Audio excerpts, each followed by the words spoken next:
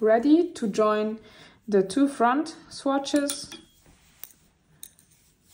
So this is the left front swatch and this is the right front swatch with the buttonhole here, for which you can also find a tutorial. And we want to join these two pieces to the back swatch.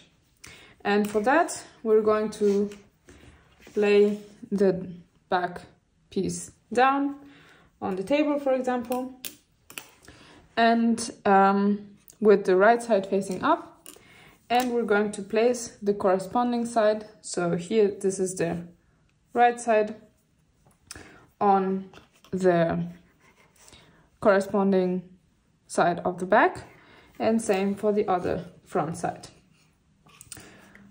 Of course, these are swatches, so the length is not correct. Please don't let yourself be distracted by that.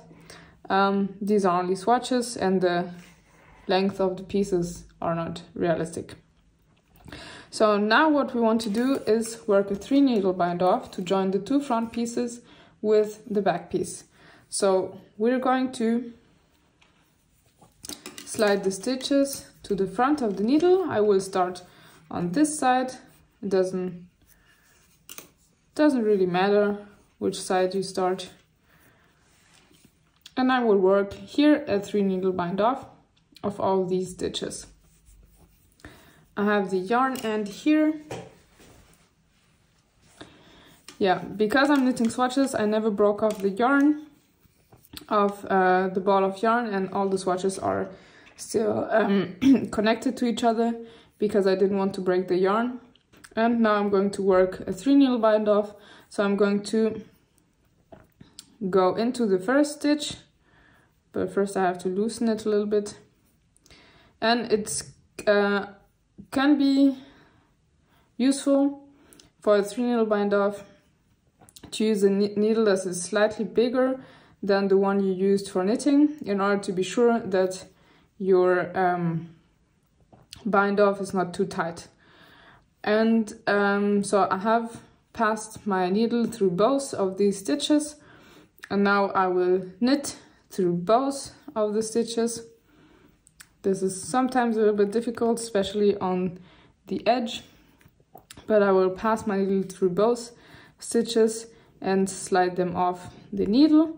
And I will do the same with the next 2 stitches and slide them off the needle as well.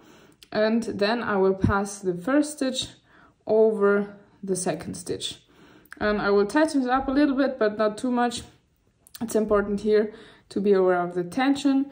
And I repeat the same process. I pass my needle through the 2 stitches and then I knit them together here, and I pass the previous stitch over this stitch. And I repeat this process until I have worked the 3 needle bind off on for all the stitches of the front part. And so I will show you one more time. Put your needle inside the 2 stitches like so and knit them together. Slide both from the needle. Be careful to not lose other stitches, and then pass the previous stitch over this one. Tighten it a little bit, but not too much, and you continue like that. Here I am. This is the 3 needle bind off of the right front side with the back. So I have almost worked the 3 needle bind off of all the stitches of the right front together with the back. And I will bind off all the stitches except the 3 I-cord stitches of the front piece, because I will place these 3 I-cord stitches on a safety pin to work the neck finishing later on. So I'm always finished here like this, and I will pull on this stitch and make it big so that I don't lose it and I can take care of it later, because first I want to place these 3 stitches, which are the stitches here of the I-cord of the front. As you can see here, this is the I-cord, and I want to place, the stitches are big, nothing's happening, the needle fell out, so I lost the safety pin, but I just took a different one. Here you see the 3 stitches of the I-cord of the front piece, and I will place them on a safety pin like so. And here you can see the front and the back, which are attached. So this is supposed to be this here, the front piece, and you can see here the almost finished buttonhole, and this is the back piece, and you can see how this aligns nicely. And I placed the I-cord stitches here of the front piece on this safety pin. Next, I will place the 7 stitches of the center here. This is the back piece, and these are the 7 center stitches of the back piece. I will place them as well on a slightly bigger safety pin, because later I will work an I-cord edge here for the finishing of the neck.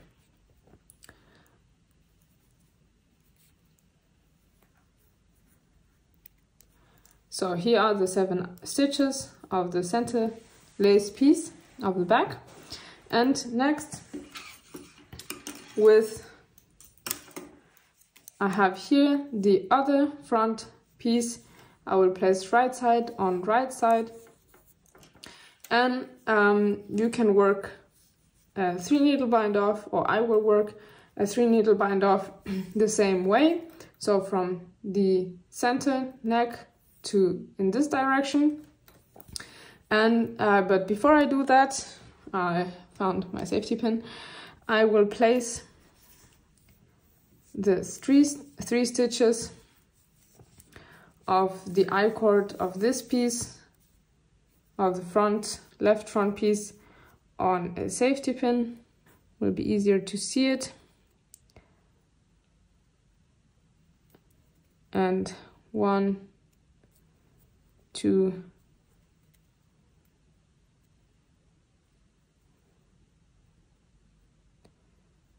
3, trying not to split the yarn here.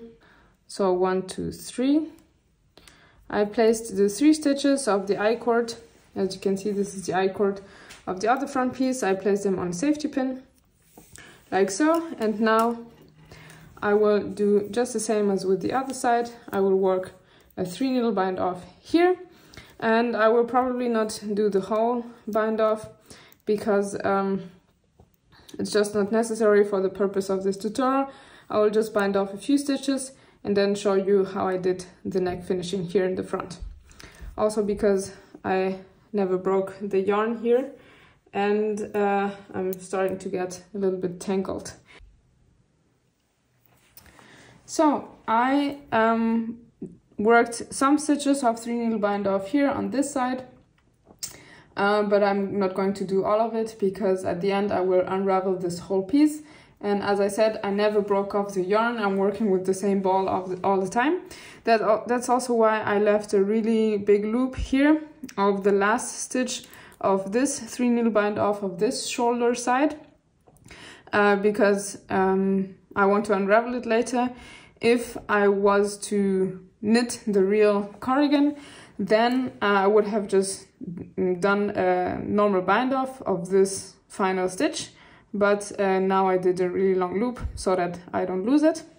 So this normally should not be here, so don't let yourself be distracted by this one.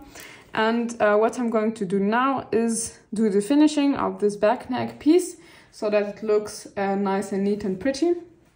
And so I have placed these 3 stitches of the I-cord of the right front on a safety pin, and I will place these three stitches that are on the safety pin on a double pointed needle like this one, and then I will work an I-cord edging across these 7 stitches of the center of the back. And as soon as I arrive here with the I-cord edging, I will have 3 stitches on my needle, and I can either work a 3 needle bind off with these 3 stitches that are the 3 I-cord edging stitches of the left front, or I can graft them together. So I will try to do it on camera, but I will use a contrasting yarn so that it's easier for you to see it.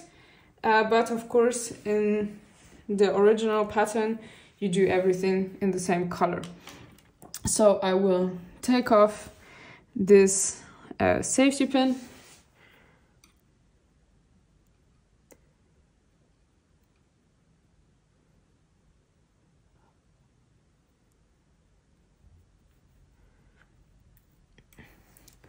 So I have placed the 3 stitches of the safety pin of the I-cord on the needle.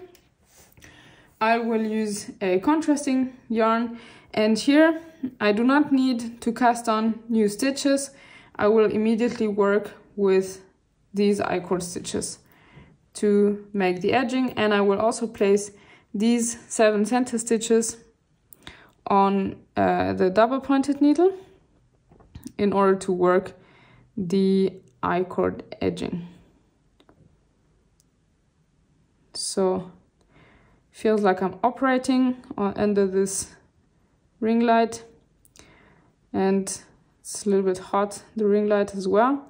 But here we are. I placed the 7 center stitches of the back on the double pointed needle, and then I will grab my yarn. Here for demonstration purposes I'm using a contrasting color yarn, but you're not supposed to do that. And I will pass the stitches of the I-cord onto the other needle, like so. Of course, there's always different ways to do things, so I'm explaining it this way, but you can also find what's the best method for you. And I will knit. I will work a regular I-cord edge. So I will knit the 2 first stitches of the I-cord here of the front, and then I will work an SSK with this last stitch of the I-cord and the first stitch of the centerpiece, like so. And then I will pass the stitches back onto my left hand needle and pull on the yarn to obtain a neat I-cord edge. Knit the 2 first stitches of the I-cord and again work an SSK, and here the contrasting yarn is helping because I have the last stitch of the I-cord here and I'm working an SSK with the next stitch of the center back piece. And this is creating an I-cord edging, and I will put stitches back again, knit the 2 first stitches normally of the I-cord and work an SSK here. So I'm try to speed that a little bit up. Knit the 2 first stitches of the I-cord with the last stitch of the I-cord and the next stitch of the centerpiece. In the back I work an SSK and then I slide the stitches back, and I work like this until I have until I'm finished with the stitches of the center back.